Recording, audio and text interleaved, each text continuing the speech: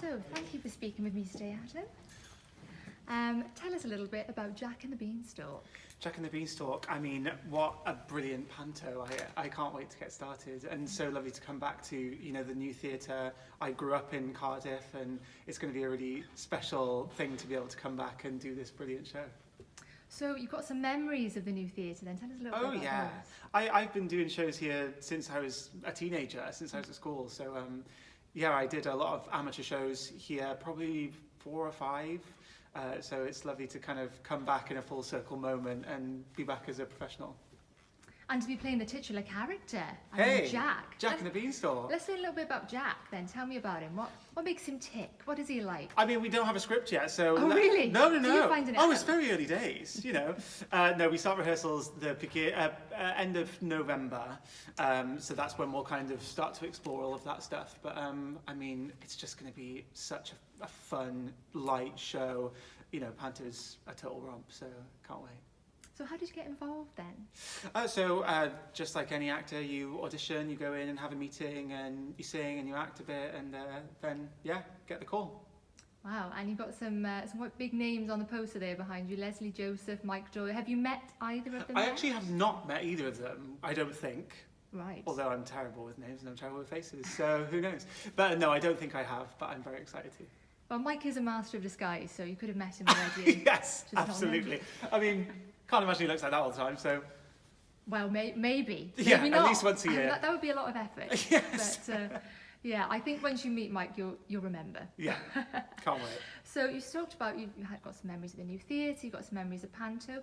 What's the first memory that you have of pantomime? Did you used to go when you were young? You've been involved in some before? I actually did. It wasn't like a family tradition of mine to go to panto. I definitely have been to panto here as a child. It wasn't something we did every year, but my kind of first proper memories of panto were the first times I did panto. When I was in training, I got to do a couple of pantos in my 2nd and 3rd year, and it's so much fun, and it's so important to like the fibre of theatre in this country. It's so many people's first foray into theatre, their first kind of outing into seeing, you know, this art form. So it's a really wonderful thing, and I think yeah, it's very exciting.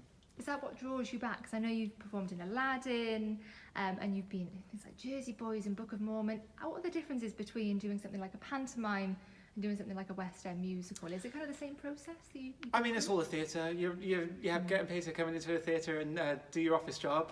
But it's it really is. All the shows you do are slightly different, and they've all got, you know, it's the people that kind of make it. But there's something special about panto in the fact that it's such a stylized, it's its own thing. There's nothing else like it. And the other countries that come and see it, they don't really get it because it's such a British staple. It's and the tradition surrounding it is it's just a really beautiful thing. So what's the secret of a good pantomime, do you think? Good people.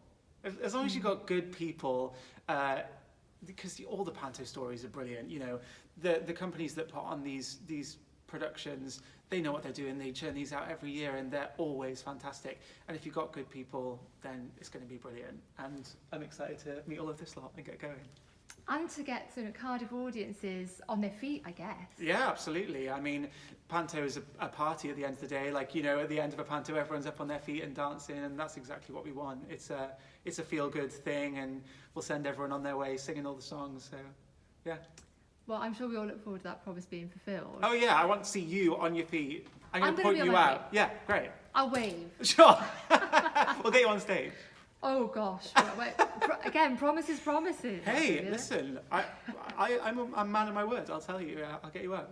Well, I mean, Jack is, you know, a very, very forthright and moral individual, and if you're embodying those characteristics, then I'm sure. Oh, that's me as a person anyway. No acting involved. Oh yeah. Yeah. So, if it is such a party atmosphere, Adam, do we have songs? Do we have dance numbers? Do we have audience interaction? Oh yeah, it's all the proper panto magic. It's that you know, the singing, the dancing, the kids doing all their rhymes and everything. That's the whole fibre of panto, the tradition surrounding all of that stuff, and the brilliant dances, the brilliant songs, and as I say, it's a party. It's going to be brilliant.